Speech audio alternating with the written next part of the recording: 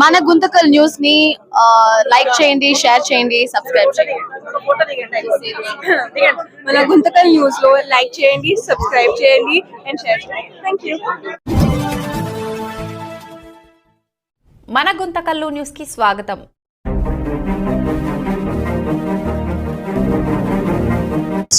సోదరమల్లారా, గుంతకల్ పట్టణం మనం చూస్తూనే ఉన్నాం.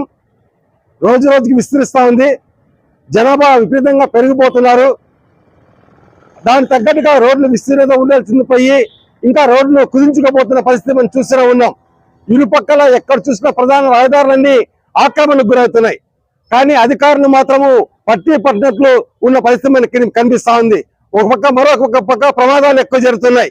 వీటన్నిటిని నివారించాల్సిన అధికారులు నిమ్మకు నీరెత్తినట్లు వ్యవహరిస్తున్న పరిస్థితి మనకు కనిపిస్తా ఉంది.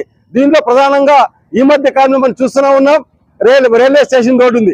ఈ రైల్వే స్టేషన్ కి కొత్తగా కాంప్లెక్స్ ఏర్పాటు చేశారు. ఆ కాంప్లెక్స్ ముందర దాదాపుగా ఒక 50 బంకుల వరకు 50 కుటుంబాలు జీవించే వాళ్ళు చిన్న చిన్న బంకులు పెట్టుకొని ఆ బంకులు తొలగించేసి ఎస్టీ యొక్క కాంప్లెక్స్ నిర్మాణం చేయాలని చెప్పేసి కాంప్లెక్స్ నిర్వాహకులు బంకులు తొలగించారు. బంకులు తొలగిస్తా ఉంటే రోడ్డు విస్తీర్ణత పెరిగిపోతుంది, రాకపోక బాగా సౌకర్యంగా ఉంటుంది. ఒక పక్క ధర్మారం గేట్ ఎప్పుడు చూసినా గేట్ వేసే ఉంటారు, చాలా ఇబ్బందికరంగా ఉంటుంది. అంబులెన్స్ కూడా రావాలని కూడా రాలేని పరిస్థితి ఉంటుంది. కలిసి మిక్కులుగా ఇక్కడి నుంచైనా సౌకర్యంగా మన ప్రాణాలు కాపాడుకోవచ్చు అని చెప్పేసి ప్రజలు చాలా సంతోషపడ్డారు. కానీ ఆ కాంప్లెక్స్ ఒక్కోటి పూర్తయ్యే కొద్దీ రోడ్డు మొత్తం కుదించిపోతున్న పరిస్థితి ఉంది. రోడ్డు వరకు మున్సిపాలిటీ రోడ్డు వరకు ఆ పక్క ఖాళీ స్థలం కూడా ఆక్రమించుకొని ర్యాంపులు వేస్తున్నారు. ర్యాంపులతో పాటు బ్యారికేడ్లు పెడుతున్నారు. బ్యారికేడ్లు కాదని మరి కొంతమంది డైరెక్ట్ గా స్టెప్పులు వేస్తున్నారు. నీట్ గా మెట్లు ఎక్కిపోవడానికి మొత్తం ఆక్రమించుకుంటున్నారు. ఈ రకంగా మున్సిపాలిటీ రోడ్లంతా కూడా ఈ పెద్ద వాళ్ళు ఈ రకంగా ఆక్రమించుకుంటూ పోతా ఉంటే పట్టణ ప్రజలు అవాక్కైపోతున్నారు. పేదల కడుపు కొట్టి పెద్దలకు పంచుతున్నట్లు ఉంది ఈ యొక్క ప్రభుత్వం అని చెప్పేసి, అధికారులు అని చెప్పేసి పట్టణ ప్రజలందరూ వాపోతున్నారు. అందులో అక్కడ ప్రమాదాలు కూడా ఎక్కువ జరుగుతున్నాయి. సాయంకాలం 5 అయిందంటే చాలు ఎక్కువ రద్దీ ఉంటుంది.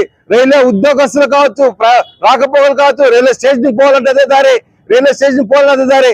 అత్యవసరంగా ట్రైన్ మిస్ అయిపోతుంది. చాలా స్పీడ్ గా వెళ్లే వాళ్ళు అనేక ఇబ్బందులకి ఆ రోడ్ లో గురవుతున్నారు. ప్రమాదాలు కూడా జరుగుతున్నాయి.